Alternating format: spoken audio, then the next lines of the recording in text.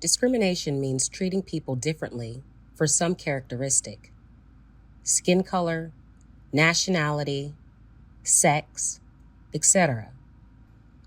In the legal context, discrimination comes up when someone is chosen or rejected for a job, housing, banking, shopping, based on a typically immutable or unchangeable characteristic. When we look at discrimination cases, we are typically looking for facts which show similarly situated parties getting rejected when no legitimate reason appears to exist other than that characteristic discriminated against. For example, sundown towns used to be legal across the United States. A sundown town is a town which the majority or politically dominant race or skin color would harm any other race that was in town after the sun went down. Back then, most people could not consume an estimated 10,000 calories per day. So discrimination based on width was not in the minds of those more often running for their lives than riding to a watch party.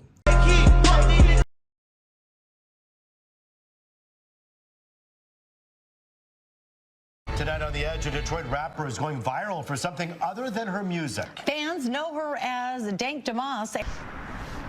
Well, it all unfolded on video. Deja Banlane whipped out her phone when this all happened. Now, the Lyft driver, he was kind enough and apologetic, but refused her a ride and said that she would not fit and that her weight couldn't be handled by his tires. He tells us she was just trying to get to a Detroit Lions watch party. I see him like making faces or whatever. I'm like, oh man. She already knew. I can fit in this car. But believe me, you can. Yes, I can. Believe me. He told her there's not enough room in his car. Okay, everyone, welcome back. Let's dive right into this situation here, where Dank Demoss, Deja Blanding, was denied a Lyft ride because the driver said she was too heavy. Whether you're a plus-sized, full-figured, or small-bodied individual, this case might be frustrating for several different reasons. But let's break it down legally. We Americans are not known to be the smallest people. But when we talk about discrimination in this context, it is usually a matter of safety. I saw that video she took, and it did not seem like the driver had hatred in his heart, only concern. He was looking out for his livelihood and their safety. And if you can't put a seatbelt on, then you can't use most consumer passenger class cars or vehicles. Most normal people have been embarrassed when they're not able to do something based on a particular characteristic that they have. Like some exclusive restaurants will not let you in if you're not dressed the part. So they won't let you in if you come in with jeans and a jacket and sandals. Those restaurants are discriminating based on looks, but you can change your clothes. Some of us might have been embarrassed because we were too short to go on a roller coaster. And that's a situation where the park discriminates against a person based on height. And sometimes you can't even change your height. Now, the Michigan Elliott Larson Civil Rights Act protects against discrimination based on characteristics like weight.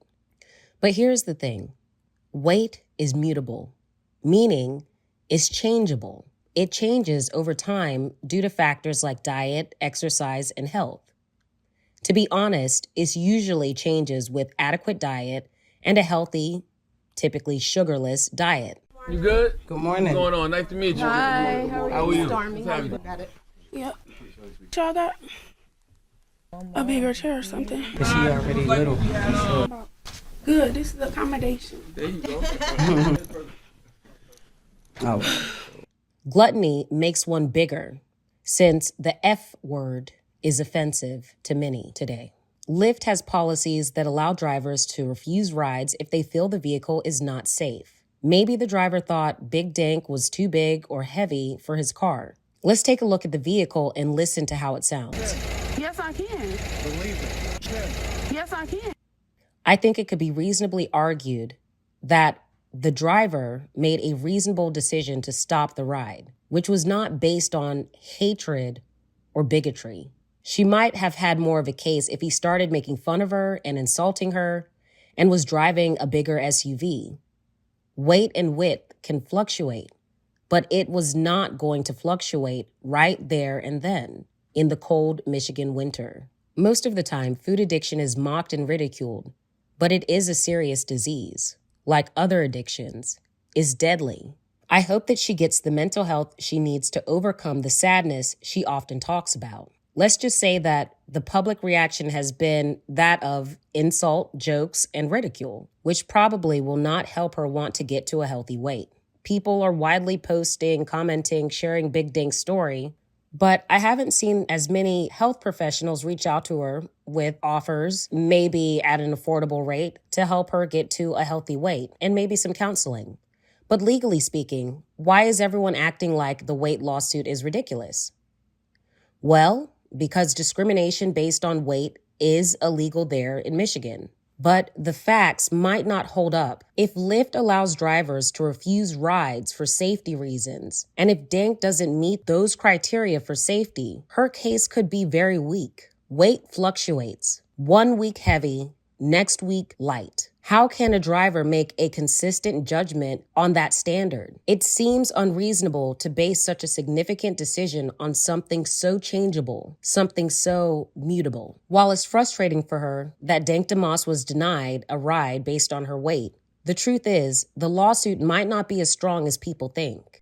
See me last time I went to cop me a Durango thanks to Woman, I am not a doctor. I cannot save you. We got everything. I don't know, y'all. I might just cop the rain.